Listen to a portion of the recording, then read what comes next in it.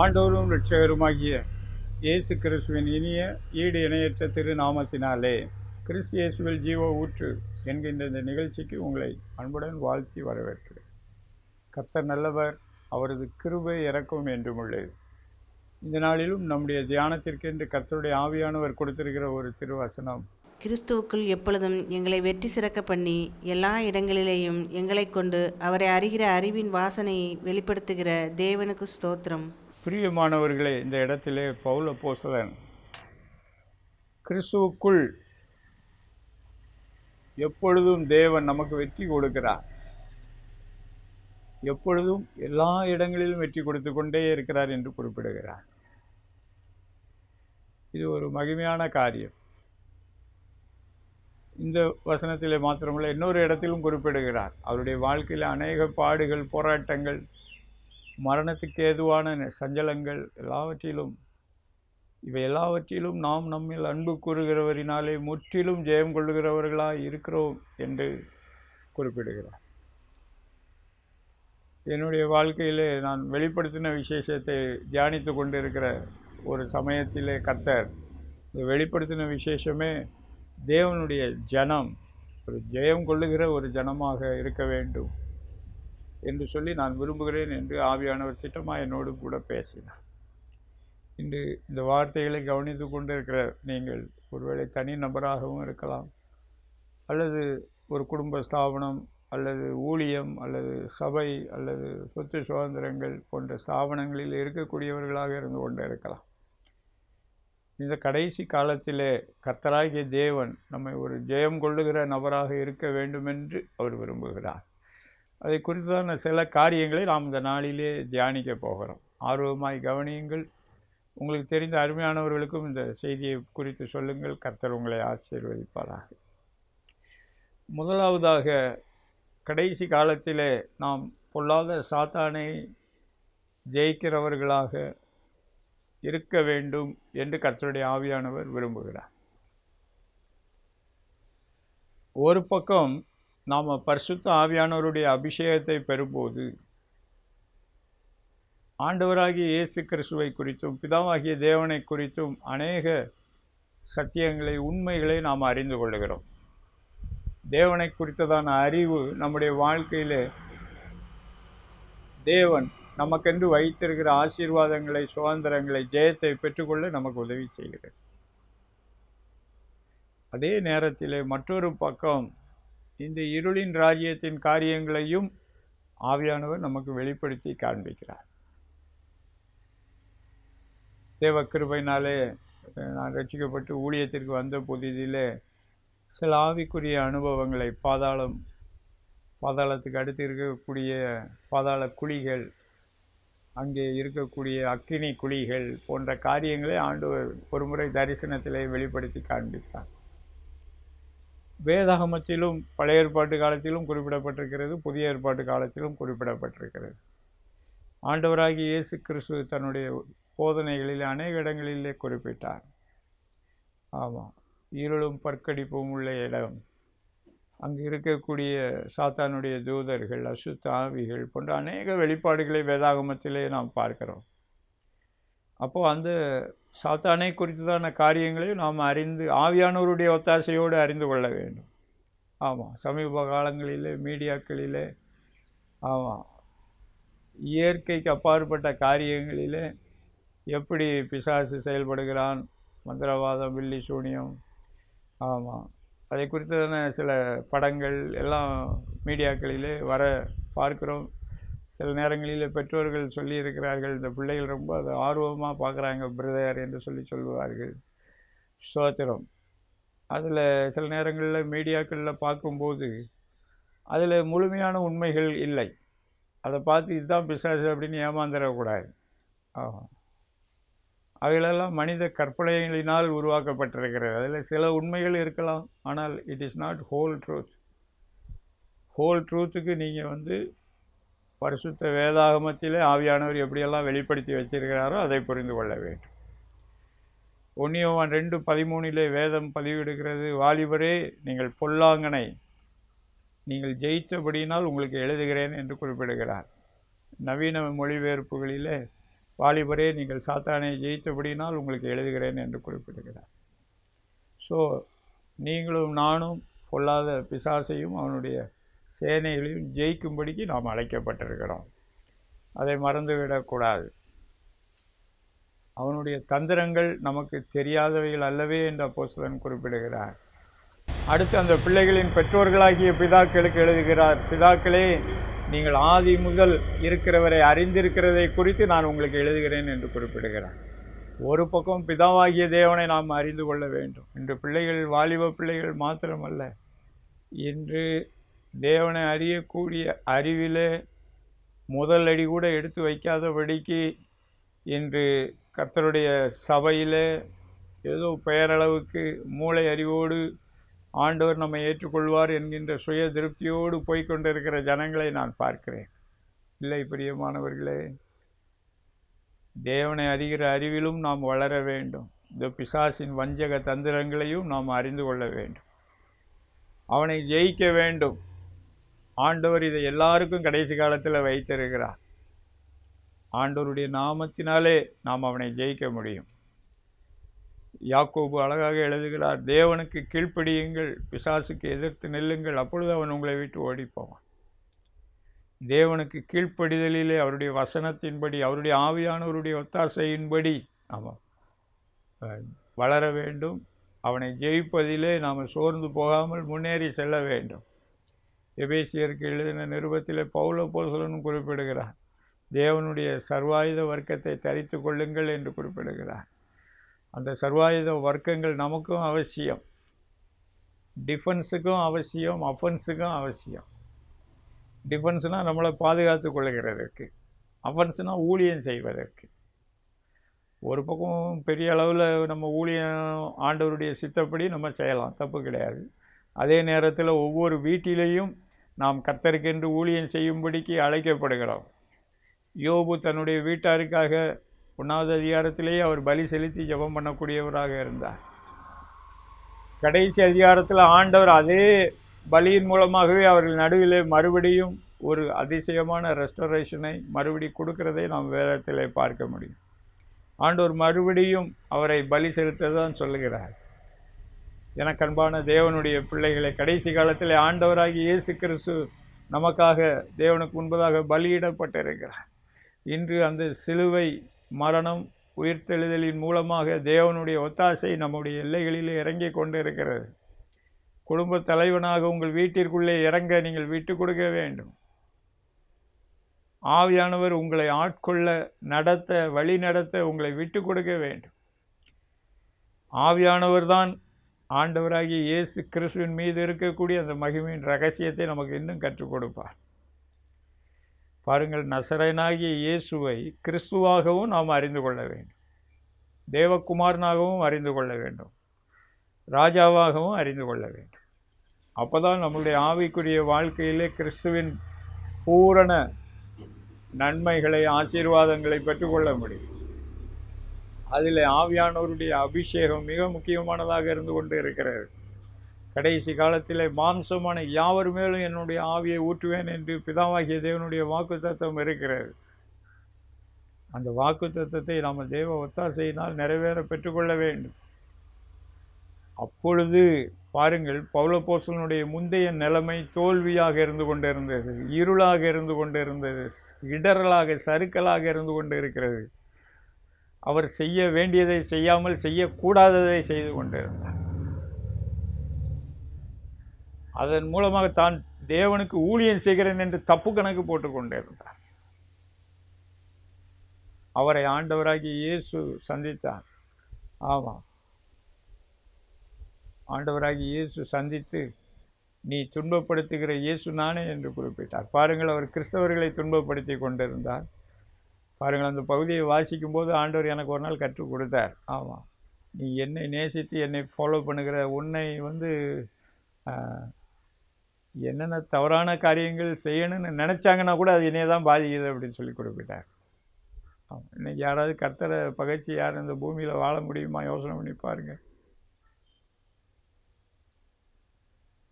பிரியமானவர்களே, ஆண்டவராகி இயேசு அவரை அந்த நாளிலே தடுத்து ஆட்கொண்டார். அவரை ரட்சித்தார், அவரை அபிஷேகித்தார். கிறிஸ்துவை குறித்ததான அநேக வெளிப்பாடுகளை கொடுத்தார். ஆமாம், இன்று கிறிஸ்துவை குறித்ததான அநேக வெளிப்பாடுகளை அவர் நிருபங்களில் குறிப்பிடுகிறார். ஆமாம், உதாரணத்துக்கு எபேசிய நிருபத்தை வாசித்து பாருங்கள். கிறிஸ்துவின் மகிமையான ஸ்தானத்தை குறித்து குறிப்பிடுகிறார். நம்மையும் அவர் உயிர்ப்பித்து பரலோகத்தில் அவருக்கு பக்கத்தில் நம்மளை உட்கார வச்சிருக்கிறார்னு 1வது அதிகாரத்தில் குறிப்பிடுகிறார். அதே போல் கொலோசிய நிருபத்திலே கிறிஸ்துவின் மகிமையான ரகசியங்களை, ஐஸ்வர்யங்களை பற்றி குறிப்பிடுகிறார். பிலிப்பியர் 4வது அதிகாரத்திலே அந்த மகிமையின் ஐஸ்வர்யத்தின்படியே உங்கள் குறைவுகள் எல்லாவற்றையும் பிதாவாகிய தேவன் நிறைவாக்குவாராக என்று சொல்லி ஜெபம் பண்ணுகிறார். கிறிஸ்துவை அறிகிற அறிவிலே நீங்கள் வளரும் பொழுது, பிதாவாகிய தேவனை அறிகிற அறிவிலே வளரும் பொழுது உங்கள் குறைவுகளை அவர் நிறைவாக்க வல்லவராக இருந்து கொண்டு இருக்கிறார். கர்த்தருக்கு ஸ்தோத்திரம், தேவனுக்கே மகிமை உண்டாகட்டும். இதுதான் கர்த்தர் வச்சிருக்கிற சரியான வழி. இன்று வேறு காரியங்களில் திருப்தி அடைஞ்சு டோன்ட் மிஸ் த மார்க், இலக்கை தவற விடாதிருங்கள் என்று ஆவியானவர் அன்பாய் உங்களை எச்சரிக்கிறார். கர்த்தருக்கு ஸ்தோத்திரம், தேவனுக்கே மகிமை உண்டாகட்டும். அடுத்தபடியாக நம்முடைய வாழ்க்கையில் நமக்கு ஜெயம் கொடுக்கிறவர் பிதாவாகிய தேவன். ஆண்டவராக இயேசு கிறிஸ்துவும் ஜெயிக்கிறவர் தான். வெளிப்படுத்தின விசேஷத்தில் அவர் ராஜாதி ராஜாவும் கர்த்தாதி கர்த்தாவுமாக இருக்கிறபடினால் அவனை ஜெயிப்பார் என்று எழுதப்பட்டிருக்கிறது. அதுவும் உண்மைதான். அவரும் நம்முடைய சேனைகளின் கர்த்தராகிய ராஜா, அவர் தளபதி. அவர் ஜெயித்து கொண்டே தான் இருப்பார், அதை மறந்துவிடக்கூடாது. அதே நேரத்தில் பரலோகத்தின் பிதாவாகிய தேவனையும் நாம் அறிந்து கொள்ள வேண்டும். 1 கொரிந்தியர் 15:57 அப்போஸ்தலனாகிய பவுல் மூலமாக ஆவியானவர் குறிப்பிடுகிறார், நம்முடைய கர்த்தராகிய இயேசு கிறிஸ்துவின் மூலமாக ஜெயம் கொடுக்கிற தேவனுக்கு ஸ்தோத்திரம். அப்போது ஆண்டவராகிய இயேசு கிறிஸ்துவை ஆண்டவர் ஒரு வழியாக வைத்து, அவர் மூலமாக ஒரு டிவைன் எக்ஸ்சேஞ்சை வைத்து, ஒரு டிரான்ஸ்மிஷனை வைத்து, பிதாவாகிய தேவன் நம்முடைய வாழ்க்கையில் குற்றங்கள் குறைவுகளை மன்னிக்கிறார், புதிய காரியங்களை செய்கிறார், குறைவுகளை பூரணப்படுத்துகிறார், பரிபூரணப்படுத்துகிறார், ஜெயம் கொடுக்கிறார் என்பதை புரிந்து கொள்ள வேண்டும். முக்கியமாக இந்த 1 கொரிந்தியர் 15:57 மாம்ச போராட்டங்களை பற்றி குறிப்பிடுகிறார். ஆமாம், எனக்கு நன்மை செய்யணும்னு விருப்பம் வருது, ஆனால் எனக்கு மாம்சத்தில் வேறு ஒரு போராட்டம். பாருங்கள், அவர் அவ்வளவு கர்த்தரால் பயன்படுத்தப்பட்ட ஒரு அப்போஸ்தலன், அவருடைய சரீரத்திலும் மனதிலும் போராட்டம் இருக்கிறது. ஆமாம், ஆனால் அதை அவர் குறிப்பிட்டு விட்டு, சில பேர் அதை குறிப்பிட்டு அதுக்கே ஓவர் முக்கியத்துவம் கொடுத்து கொண்டு இருப்பாங்க. ஆமாம், அதுக்கே அதிக முக்கியத்துவம் கொடுத்து, என் வாழ்க்கையில் முள்ளாக இருக்குது பிரதர் அப்படின்னு என்கிட்ட நிறைய சொல்லுவாங்க. ஏன்னா பவுல் அப்போஸ்தலன் அதையும் ஒரு இடத்துல குறிப்பிடுகிறார். ஆமாம், ஆண்டவர் அவருக்கு ஒரு முள்ளை எதுக்காக அனுமதித்தார் அப்படின்னு, அது ஒரு ஃபார் அ சீசன். ஆமாம், எதுக்காகனா அவர் தன்னை உயர்த்தாதபடிக்கு மாம்சத்தில் எனக்கு ஒரு முள் கொடுக்கப்பட்டிருக்கிறது, சாத்தான் என்னை கொட்டும் தூதனமாக இருக்கிறது. ஆமாம், அதே எசேக்கியேல் 28வது அதிகாரத்தில் நான் ஒரு நாள் வாசிக்கும் போதில் ஒரு ஊழியர் மூலமாக ஆவியானவர் அதை உணர்த்தினார். ஆண்டவர் முள்ளையும் நெரிஞ்சலையும் அப்புறப்படுத்திடுவார்னு போட்டிருக்கு. 28 எசேக்கியேல் வாசித்து பாருங்கள். எனக்கு அன்பான தேவனுடைய ஜனமே, நம்முடைய வாழ்க்கையில் ஆண்டவராகிய இயேசு கிறிஸ்துவின் மூலமாக ஜெயம் பெற பழக வேண்டும். எல்லாவற்றிலும் ஜெயம் பெறலாம். ஆவியானவர் சொல்கிறத நான் உங்களுக்கு சொல்கிறேன். எல்லாவற்றிலும் கிறிஸ்துவுக்குள் எப்பொழுதும் எல்லாவற்றிலும் ஜெயம் கொடுக்கிற தேவன், மறந்துவிடக்கூடாது. எங்களை வெற்றி சிறக்க பண்ணுகிற தேவன். பாடுகள் வரலாம் போகலாம், it is for a season and for a reason, அவ்வளோதான். ஆனால் ultimate victory in the name of the Lord Jesus Christ from the Father God என்பதை மறந்துவிடக்கூடாது. பழைய ஏற்பாட்டு காலத்தில் மோசே அங்கே யுத்தம் நடைபெறுகிறது. அவர் ஒரு மலையில் உட்கார்ந்து ஜெபம் பண்ணுகிறார். அவருடைய கைகளை உயர்த்தி ஜெபம் பண்ணுகிறார். கைகளை உயர்த்தி ஜெபம் பண்ணும்போது கீழே யுத்தம் நடைபெற்று கொண்டே இருக்கிறது. யோசுவா படையை நடத்தி செல்கிறார். அங்கே அமலேக்கியர்களோடு யுத்தம் நடைபெறுகிறது. ஸ்தோத்திரம். அங்கே மோசேயினுடைய கைகள் எப்பொழுது தளர்கிறதோ அப்பொழுது யுத்தத்திலே எதிராளிகள் ஜெயம் பெறுகிறார்கள். மோசேயினுடைய கைகளை ஆரோனும் ஊர் என்ற ஒரு பரிசுத்தவான 2 பேரும் உயர்ந்து கைகளை தாங்கி பிடித்து கொள்கிறார்கள். கர்த்தர் அந்த யுத்தத்திலே மகிமையான ஜெயத்தை கொடுக்கிறார். அங்கே கர்த்தருடைய நாமம் யெகோவா நிசி என்று குறிப்பிடப்படுகிறது. வெற்றி தருகிற கர்த்தர். எனக்கு அன்பான தேவனுடைய ஜனமே, நம்முடைய வாழ்க்கையிலே கர்த்தர் ஜெயம் கொடுக்க வேண்டும் என்று விரும்புகிறார். ஏதோ ஒரு காரியத்துக்காக ஏதோ ஒரு ஆவியானவருடைய ஒரு எழுப்புதல் கூட்டத்தில் ஆண்டவரே எனக்கு உதவி செய்யும் என்று சொல்லி ஜெபம் பண்ணுகிறோம். சில நேரம் ஆண்டவர் அவருடைய அனாதி தீர்மானத்தின்படி உடனே அற்புதங்களை செஞ்சு அதில் ஜெயத்தை கொடுத்துட்றார். கர்த்தருக்கு ஸ்தோத்திரம். ஆனால் சில காரியங்களில் நம்ம விடாமல் ஜெபம் பண்ணணும்னு அவர் எதிர்பார்க்கிறார். இடைவிடாமல் ஜெபம் பண்ணுங்கன்னு கர்த்தர் வேதாகமத்தில் அநேக இடங்களில் குறிப்பிட்டிருக்கார். மத்தேயு 7:7 கூட கேளுங்கள் கேட்டுக்கொண்டே இருங்கள்னு தான் மூல பாஷையில் கிரேக்க மொழியில் போடப்பட்டிருக்கு என்று சொல்லி சொல்கிறார். கேட்டுக்கொண்டே இருங்கள் என்றால் கேட்டுக்கொண்டே இருக்கிறவன் பெற்றுக்கொள்வோம். கர்த்தரிடத்தில் பெற்றுக்கொள்ளும் வரைக்கும் நம்ம கேட்டுக்கொண்டே இருக்கணும். எலியா தீர்க்கதரிசியும் அதுக்கு ஒரு நல்ல ஒரு முன் உதாரணம். மழை வர வேண்டும் என்று சொல்லி அவர் முழங்கிட்டு ஜெபம் பண்ணுகிறார்.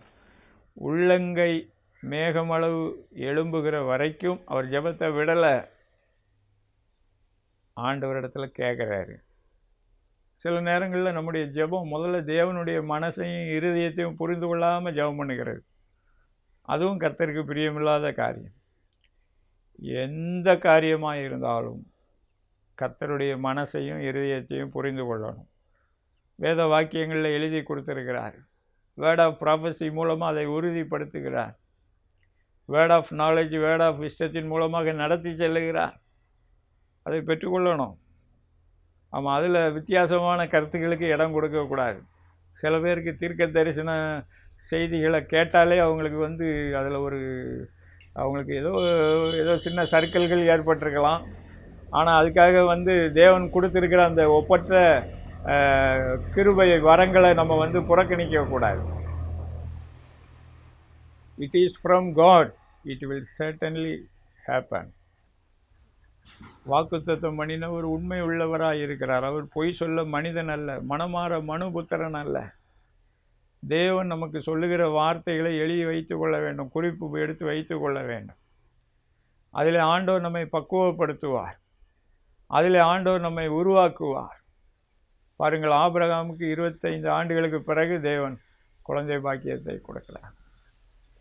பழைய ஏற்பாட்டு யோசேப்புக்கு ஏறக்குறைய 14-15 வருடங்களுக்கு பிறகு அவருக்கு கர்த்தர் கொடுத்த தரிசனம் நிறைவேறுகிறது. தாவீது என்ற பக்தனுக்கு தடவை சாமுவேல் அபிஷேகம் பண்ணும்போது இஸ்ரவேலின் ராஜாவாக அபிஷேகம் பண்ணுகிறார். ஆனால் பாருங்கள், எவ்வளவோ பாடுகள், கடினமான சூழ்நிலைகள். அவருக்கும் எத்தனையோ ஒரு ஆண்டுகளுக்கு பிறகு தான் தேவன் வைத்திருக்கிற வாக்குறுதி நிறைவேறுகிறது. எனக்கு அன்பான தேவனுடைய ஜனமே, அதே காரியத்தை தான் பவுல் அப்போஸ்தலன் இங்கே குறிப்பிடுகிறார்.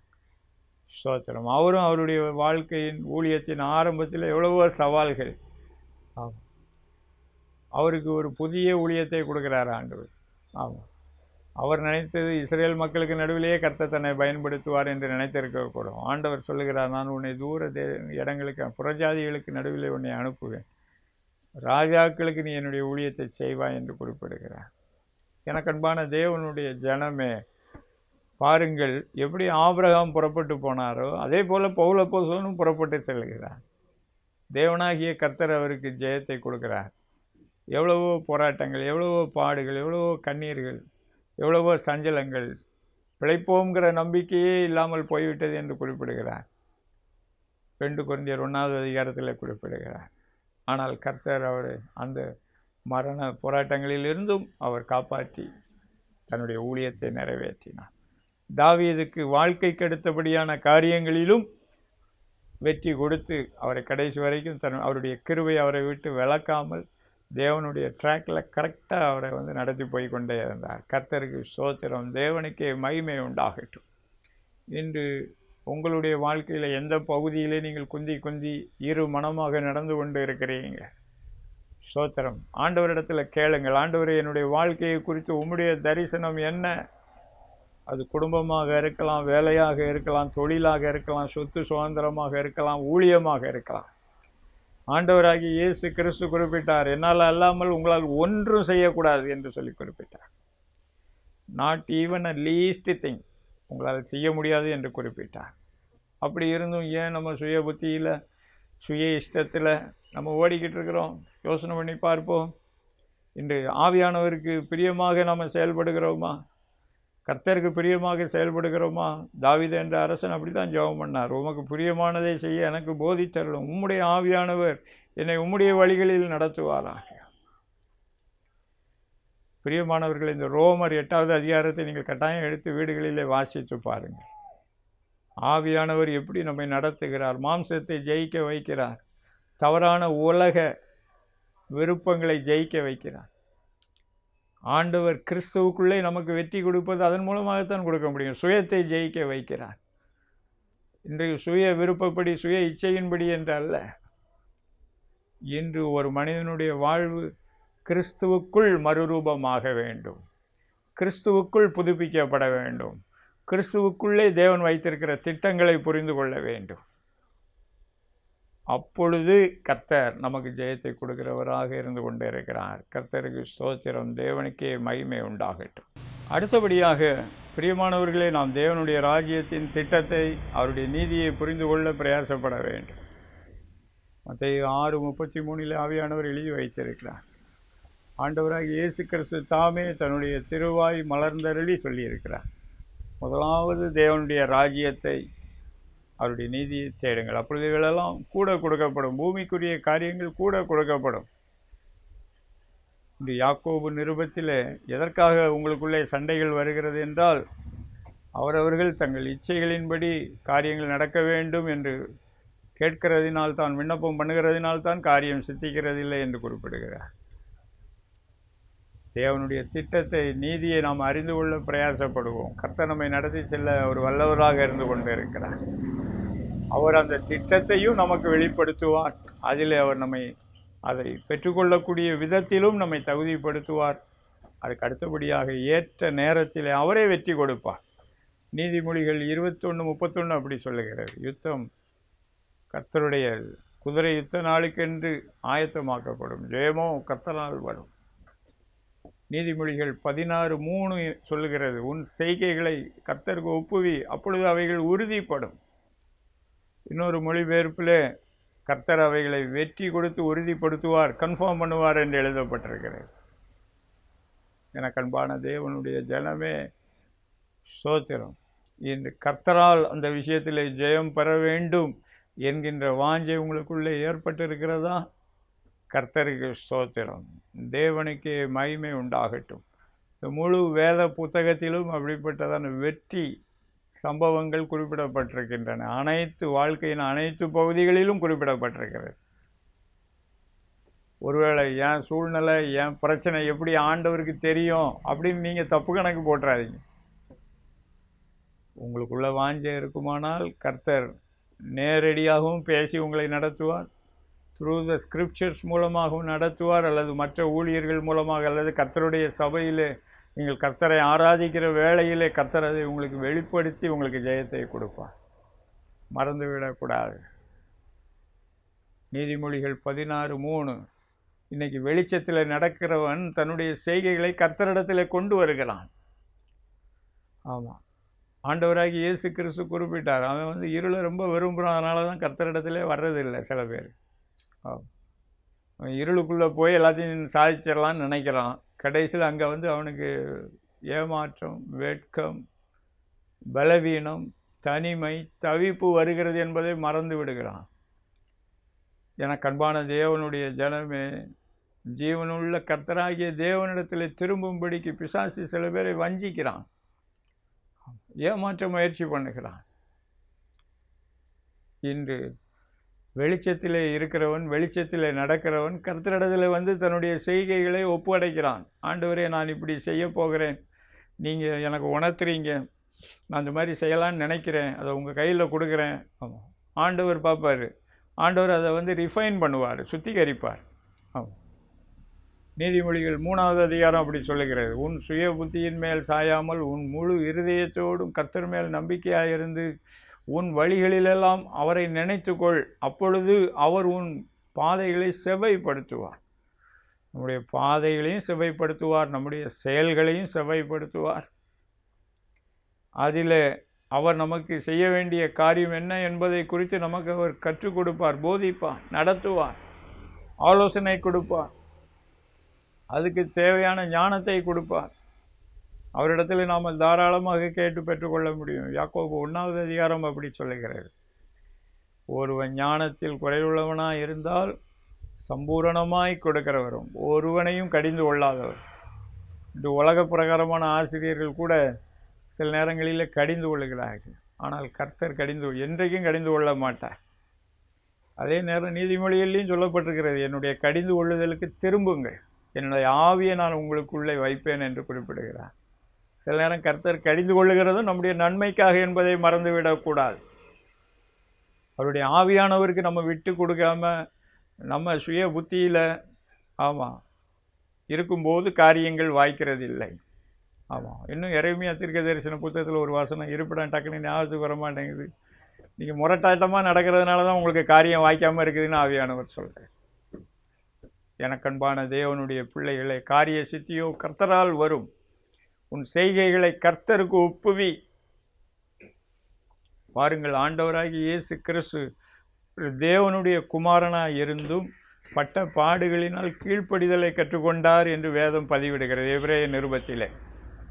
அதே நேரத்தில் அவர் தேவனிடத்திலே பயபக்தி நிமித்தம் கேட்கப்பட்டார் என்று எழுதப்பட்டிருக்கு. பாருங்கள், ஆண்டவராகிய இயேசு கிறிஸ்துவினுடைய ஜெபங்களுக்கு பரலோகத்தின் பிதாவாகிய தேவனுடைய சமூகத்திலிருந்து பதில்கள் எப்படி வந்ததாம்? அவருடைய பயபக்தி நிமித்தம் பிதாவாகிய தேவனிடத்திலிருந்து அவருக்கு பதில் வந்தது என்று குறிப்பிடப்பட்டிருக்கிறது. இன்று நீங்களும் நானும் எம்மாத்திரம் யோசனை பண்ணி பார்ப்போம். ஸ்தோத்திரம். என்று நாம் கிறிஸ்து இயேசுவின் ஸ்டாண்டர்ட், ஒருவேளை அந்த அளவுக்கு இல்லைனாலும் அவர் விரும்புகிற ஸ்டாண்டர்டுக்குள்ளே நம்ம வந்திருக்கிறோமா? யோசனை பண்ணி பார்ப்போம். இன்று நமக்கு ஜெயம் வேண்டும், கர்த்தர் தான் நமக்கு கொடுக்க முடியும். அவரிடத்தில் வாஞ்சியோடு கேட்டு பழகுவோமா?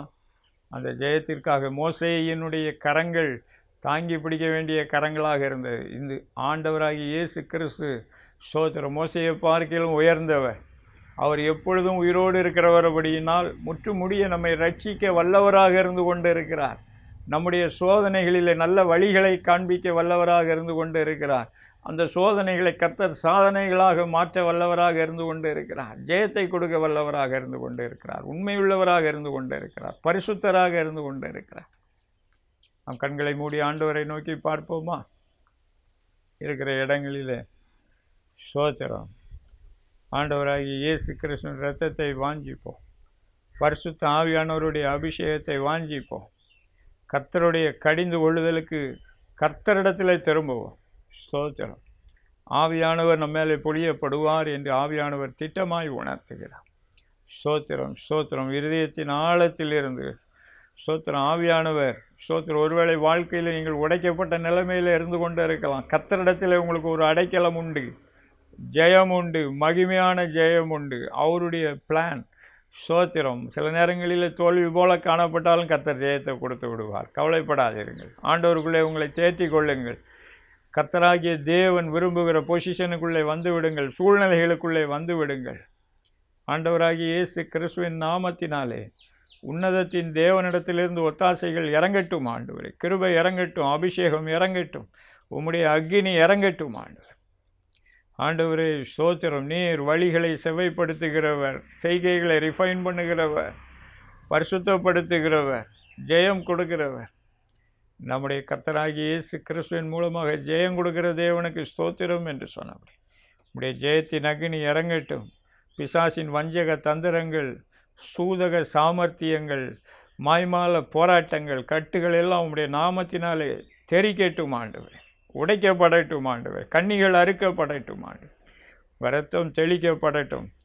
கர்த்தரே ஆவியானவர் எங்கேயோ அங்கு விடுதலை உண்டு என்று சொன்னபடியா கிறிஸ்துவுக்குள் எப்பொழுதும் வெற்றி சிறக்க பண்ணி எங்களை கொண்டு எல்லா இடங்களிலும் அறிகிற அறிவின் வாசனையை வெளிப்படுத்துகிற தேவனுக்கு ஸ்தோத்திரம் என்று சொன்னபடியா உங்களை அறிந்து கொள்ளும்படிக்கு அவர்களுடைய வாழ்க்கையில் இருக்கிற போராட்டங்களிலே ஜெயத்தை கட்டளையிடுவீராக.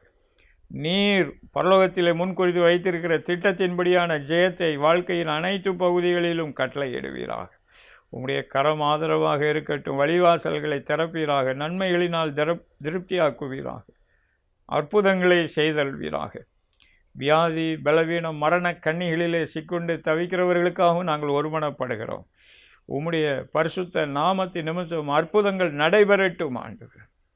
அவர்களை விடுவிப்பீராக, மீட்டுக் கொள்வீராக, ஆசீர்வதித்து உயர்த்துவீராக. தேவரீர் எங்கள் ஜெபங்கள் எல்லாவற்றையும் கேட்டதற்காக உமக்கு நன்றி சொல்லுகிறோம். தேவனுடைய ஒத்தாசை இறங்குகிறது. ஆண்டவர் விடுதலையும் மீட்பையும் விசாலத்தையும் கட்டளையிடுகிறார். ஸ்தோத்திரம். அற்புதங்களை செய்கிறதாக உணர்த்துகிறார். ஆண்டவரே உமக்கு நன்றி சொல்லுகிறோம், நன்றி சொல்லுகிறோம். உமக்கே சகல துதி கனம் மகிமையாக எடுக்கிறோம். கிறிஸ்து இயேசுவின் நாமத்தில் ஜெபிக்கிறோம் நல்ல பிதாவே. ஆமென், ஆமென்.